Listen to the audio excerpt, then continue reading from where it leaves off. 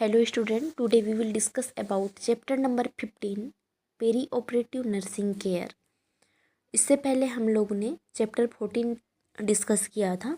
आज की इस वीडियो में हम लोग चैप्टर 15 का जो पार्ट 1 है वो डिस्कस करेंगे। चैप्टर का नाम है पेरी ऑपरेटिव नर्सिंग केयर। तो स्टूडेंट हम लोग देखते हैं कि पेरी ऑपरेटिव नर्सिंग केयर क्या होता है।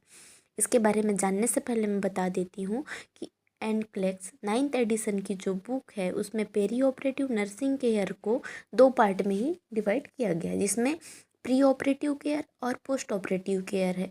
लेकिन इसमें एक और केयर है जो इंक्लूड होता है, वो है इंट्रा ऑपरेटिव केयर। ये एनक्लेक्स की बुक में नहीं दिया है, पर ये भी बहुत इम्पोर्टेंट है। तो इसको हम लोग इस वीडियो में तीनों को डिस्कस करेंगे। तो चलिए स्टार्ट करते हैं। सबसे पहले है पेरी ऑपरेटिव नर्सिंग केयर। इसको 3 भाग में डिवाइड कर दिए हैं, pre operative care, intra operative care and post operative care. Student हम लोग जानते हैं प्री ऑपरेटिव केयर क्या होता है। प्री ऑपरेटिव केयर का मीनिंग है ऑपरेशन से पहले पेशेंट को जो नर्सिंग केयर दी जाती है उसको प्री ऑपरेटिव केयर के अंदर इंक्लूड किया जाता है। तो चलिए इसका पॉइंट्स वाइज हम लोग डिस्कस करते हैं। फर्स्ट पॉइंट में है obtaining informed consent. Obtaining informed consent का मतलब है रिटर्न एग्रीमेंट लिया जाता है किससे, पेशेंट से। इसको हिंदी में बोलेंगे सहमति पत्र। सहमति पत्र होती है जिसमें पेशेंट से या उनके रिलेटिव से सहमति लेके साइन कराया जाता है, ताकि कोई भी सर्जरी के बाद कोई भी परेशानी होगी, थोड़ी मोड़ी परेशानी होगी, उसको जानते हुए भी हम इस सर्जरी को कराने की अनुमति देते हैं, ऐसा लिखा होता है। और उसमें साइन कराया जाता है पेशेंट का और उनके रिलेटिव्स का या उनके फैमिली मेम्बर का। तो ये बहुत इम्पॉर्टेंट टॉपिक है, बहुत ही ज़्यादा।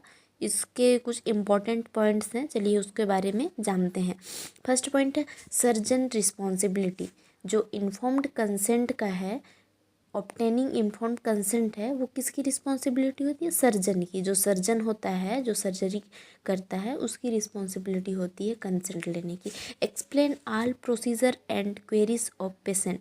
उसकी रिस्पॉन्सिबिलिटी और है कि एक्सप्लेन प्रोसीजर, जो सर्जरी का जो प्रोसीजर है किस टाइप से होगा, कितने टाइम लग सकते हैं, उसके बारे में भी बताने की रिस्पॉन्सिबिलिटी होती है। और क्वेरीज ऑफ पेशेंट, पेशेंट कोई भी सवाल पूछ रहा है, कोई भी प्रश्न पूछ रहा है, कोई भी डाउट पूछ रहा है, तो उसको बताने की भी रिस्पॉन्सिबिलिटी सर्जन की होती है। सेकेंड पॉइंट है consent is written agreement about surgery. जो कंसेंट होता है वो रिटन एग्रीमेंट होता है, मतलब लिखा हुआ, हाथ से लिखा हुआ एग्रीमेंट, मतलब सहमति पत्र होता है जिसको हाथ से लिखा जाता है, पेन से लिखा जाता है अबाउट सर्जरी, इसके बारे में, सर्जरी के बारे में, ठीक है। फिर नेक्स्ट पॉइंट है nurse is only witness here. तो नर्स रहती है, वो वहाँ पे कंसेंट लेती नहीं है, वो वहाँ पे विटनेस का काम करती है, मतलब साक्षी रहती है, गवाह रहती है कि हाँ हम लोग वहाँ पे थे, उस टाइम पे पेशेंट ने एग्रीमेंट में साइन किया है। ये हो गया। फिर नेक्स्ट पॉइंट है माइनर्स। माइनर्स किसको बोलते हैं हम लोग, एज, जिनकी एज 18 साल से कम होती है। और यंगर, यंगर का मतलब होता है से कम देन 18 ईयर। यंगर का मतलब होता है से कम। और एल्डर, एल्डर जो रहता है उसको से ज़्यादा बोलते हैं। तो यहाँ पर यंगर है तो से कम, किससे, 18 से कम साल के जो बच्चे होते हैं। May need parents and legal guardian. उनका जब कंसेंट लेना रहता है तो पेरेंट्स से लेंगे या फिर लीगल गार्जियन से लेंगे। लीगल गार्जियन से ले सकते हैं, जो उनकी देख रेख करते हैं, वो लोग कंसेंट लिख करके देंगे, एग्रीमेंट रहेगा उन लोगों का ही लिखा हुआ। फिर नेक्स्ट पॉइंट है client who not conscious need legal guardian attorney science. मतलब क्लाइंट हु नॉट कॉन्शियस, ऐसे पेशेंट जो कॉन्शियस नहीं रहते हैं, अचेता अवस्था में रहते हैं, उस टाइम पे कंसेंट लेने के लिए लीगल गार्जियन की ज़रूरत पड़ेगी या फिर एटोनिस साइन। एटोनिस मतलब वारिस, उनके वारिस में कोई है, उनके पहचान के कोई है, उनकी साइन की ज़रूरत पड़ती है। फिर नेक्स्ट है psychiatric patient has right to refuse treatment. Court में टेक डिसीजन फॉर देमसेल्व्स। जो साइकेट्रिक पेशेंट रहते हैं, जो मेंटली इल पेशेंट रहते हैं, उनका राइट रहता है कि वो ट्रीटमेंट को रिफ्यूज़ मतलब रिजेक्ट कर सकते हैं, एक्सेप्ट कर सकते हैं। ट्रीटमेंट कराना चाह भी सकते हैं और नहीं भी चाह सकते हैं, तो उनका ये राइट होता है। तो उस टाइम पे क्या करना रहता है, अगर सीवियर साइकोटिक डिसऑर्डर है तो कोर्ट जो रहता है, कोर्ट वो डिसीज़न लेता है किसके लिए, उन पेशेंटों के लिए डिसीज़न रहता है, पेशेंट के ट्रीटमेंट के लिए। फिर नेक्स्ट इम्पोर्टेंट पॉइंट्स है, no sedatives due to patient until consent. Patient को बिना कंसेंट लिए, बिना रिटर्न कंसेंट के, बिना सहमति पत्र के सेडेटिव्स जो ड्रग है उसको नहीं देना है। सेडेटिव्स ड्रग जो है वो साइकेट्रिक पेशेंट के लिए यूज़ होता है, उनके माइंड को सेडेट करने के लिए, शांत करने के लिए है। सेडेटिव्स ड्रग है, इसके अंदर बहुत सारे ड्रग्स आते हैं, जिसको हम लोग दूसरे वीडियो में डिस्कस करेंगे जब हम लोग साइकेट्रिक पढ़ेंगे उस टाइम पे। फिर नेक्स्ट है telephonic consent case. 2 nurse and 1 doctor needed us witness. Telephonic consent case मतलब जैसे एक्सीडेंट केस हो गया है, उस टाइम पे उनके रिलेटिव्स वहाँ पे प्रेजेंट नहीं है, किसी भी पेशेंट का मतलब पर्सन का एक्सीडेंट हुआ है, वहाँ पे कोई पर्सन प्रेजेंट नहीं है, कोई उनको लेकर के आए हैं हॉस्पिटल में, तो उनके पास फ़ोन है, तो फ़ोन से उनके फैमिली मेम्बर को कॉल करके उनसे कंसल्ट लिया जाता है। उस टाइम पे 2 नर्स और 1 डॉक्टर का वहाँ रहना ज़रूरी है। क्यों? विटनेस के लिए, साक्षी गवाह के लिए वहाँ पे रहना ज़रूरी है। फिर नेक्स्ट पॉइंट है बी, न्यूट्रिशन। इससे पहले ए हम लोग देख रहे थे ऑब्टेनिंग इन्फॉर्म्ड कंसेंट, अब बी जो है वो न्यूट्रिशन के लिए है, न्यूट्रिशन का पॉइंट्स है। तो इसमें हम लोग इम्पोर्टेंट पॉइंट डिस्कस करेंगे। फर्स्ट है review surgeon prescription regarding NPO. NPO का फुल फॉर्म है nothing by mouth before surgery. तो रिव्यू सर्जन का रिव्यू प्रिस्क्रिप्शन देखना है कि उन्होंने कितने हावर पहले से एनपीओ नथिंग बाई माउथ रहने को कहा है, मतलब सर्जरी के कितने घंटे पहले कुछ भी खाने से मना किए हैं, उसको प्रिस्क्रिप्शन में देखना है। फिर नेक्स्ट पॉइंट है withhold solid liquid to avoid aspiration 6 to 8 hour prior to GA मतलब जनरल एस्पिरेशन या फिर जनरल एनेस्थीसिया। सॉरी, ये जनरल एस्पिरेशन नहीं है, ये जनरल एनेस्थीसिया है। ओके स्टूडेंट, इसको आप लोग करेक्ट कर लीजिएगा, नोट्स है उसमें। GA का फुल फॉर्म जनरल एनेस्थीसिया है। ओके तो इसका मीनिंग है कि सर्जरी के पहले दिन 6 से 8 घंटे मतलब सर्जरी के पहले दिन ही 6 से 8 घंटे तक सोलिड या लिक्विड लेने से अवॉइड करना है। क्यों? जब कब जनरल एनेस्थीसिया की कंडीशन रहेगी उस टाइम पे, जब जनरल एनेस्थीसिया देना रहेगा तो उससे एक दिन पहले 6 से 8 घंटे पहले से ही सॉलिड और लिक्विड डाइट लेने से मना करना है, उसको होल्ड करके रखना है। ओके फिर नेक्स्ट इसका नोट हम लोग देखते हैं। Note 3 hour prior to LA local anaesthesia. और जनरल एनेस्थीसिया के लिए 6 से 8 घंटे पहले से ही कुछ लेने से मना करना है, और लोकल एनेस्थीसिया उसमें 3 घंटे पहले से ही। ओके नेक्स्ट पॉइंट है start IV line according to order.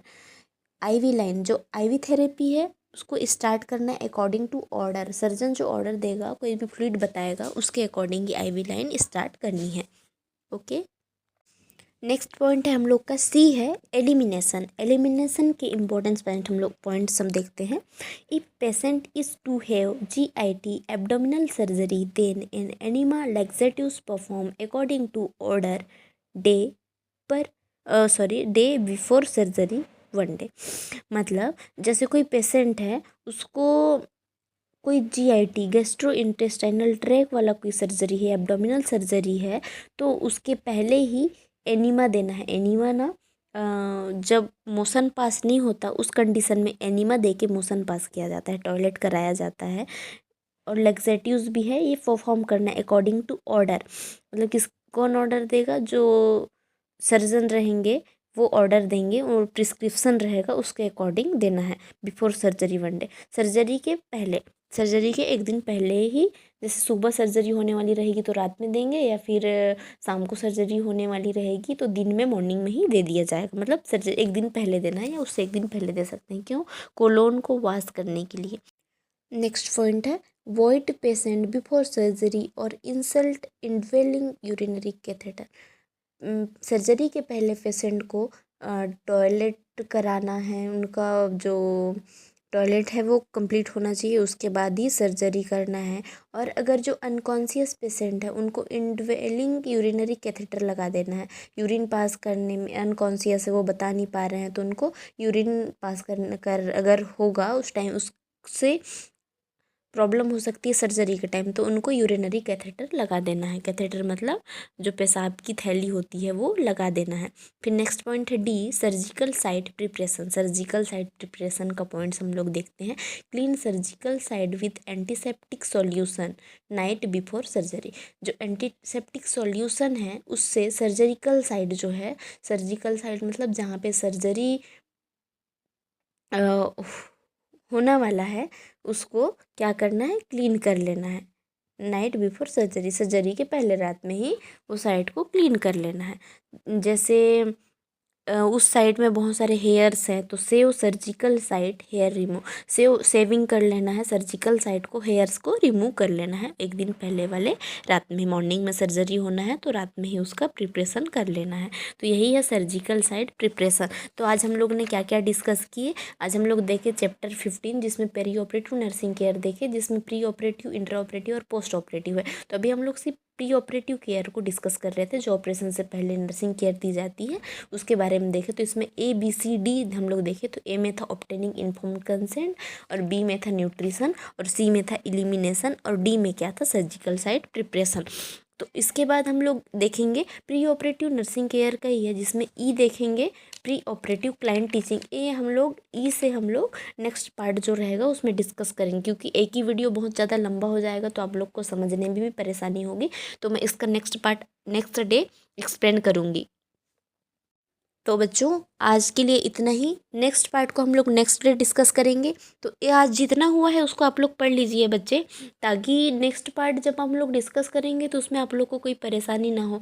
ये बहुत ज़्यादा इंपॉर्टेंट है, एनक्लक्स 9th एडिशन से लिया गया है, ये जानना बहुत ज़रूरी है। अगर ये सारे पॉइंट्स आपको क्लियर हो गए तो आपको एग्ज़ाम के टाइम पे कोई प्रॉब्लम्स नहीं होगी। थैंक यू स्टूडेंट, आज के लिए इतना ही।